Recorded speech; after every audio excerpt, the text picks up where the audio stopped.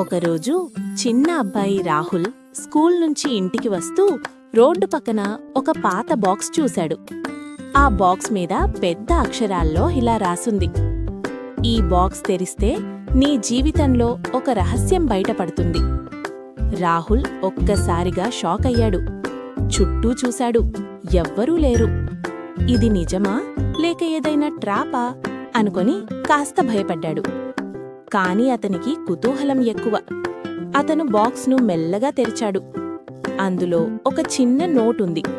నోట్లో ఇలా ఉంది: నీవు ఈరోజు ఒక మంచి పని చేస్తే నీకు ఒక మ్యాజిక్ బహుమతి దొరుకుతుంది. రాహుల్ నవ్వాడు. హా, ఇదేదో గేమ్లా ఉంది అని అనుకున్నాడు. అప్పుడే దగ్గర్లో ఒక వృద్ధుడు కర్ర పట్టుకొని నడుస్తూ ఉన్నాడు. అతను నడవలేక కింద పడిపోయాడు. రాహుల్ వెంటనే పరిగెత్తి వెళ్ళి, తాతయ్య, మీకేమైనా అయ్యిందా అని అడిగి లేపాడు. తాతయ్య కళ్లలో నీళ్లు. బాబూ, నువ్వు చాలా మంచి పిల్లవాడివి అని ఆశీర్వదించాడు. రాహుల్ తిరిగి బాక్స్ దగ్గరకు వచ్చాడు. ఇప్పుడు బాక్స్లో ఉన్న నోటు మారిపోయింది. ఇప్పుడు ఇలా ఉంది: బాగుంది, ఇంకో మంచి పని చెయ్యి. రాహుల్ ఆశ్చర్యపోయాడు. అతను ముందుకు నడిచాడు.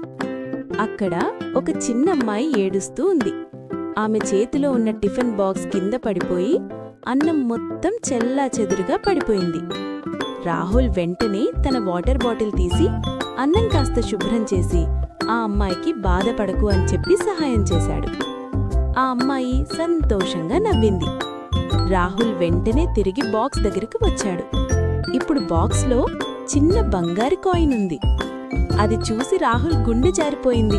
కాయిన్ మీద ఇలా రాసింది: నీ మంచి మనసే నీ నిజమైన మ్యాజిక్. రాహుల్ ఆనందంతో కాయిన్ తీసుకున్నాడు. కాని అదే క్షణం బాక్స్లో ఇంకొక నోటొచ్చింది. ఇప్పుడు నీ ముందున్న పెద్ద పరీక్ష: ఈ కాయిన్ నీ దగ్గరే ఉంచుకుంటావా లేదా ఎవరికైనా సహాయం చేస్తావా? రాహుల్ కాస్త ఆలోచించాడు. అంతలో అక్కడొక పేద పిల్లాడు వచ్చి అన్నాడు: అన్నా, నాకు చాలా ఆకలిగా ఉంది, కొంచెం డబ్బులిస్తావా?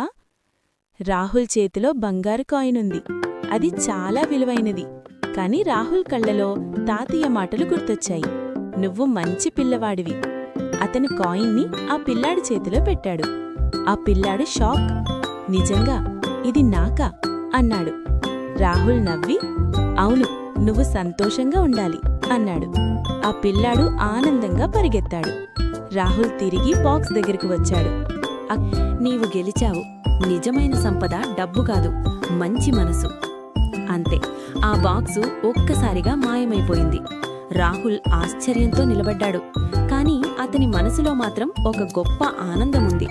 అతను ఇంటికి వెళుతూ అనుకున్నాడు: నిజంగా నీకు కూడా ఆ బంగారు కాయిన్ దొరికితే నువ్వు దాన్ని దాచుకుంటావా లేక ఎవరికైనా సహాయం చేస్తా? కమెంట్ చేయండి.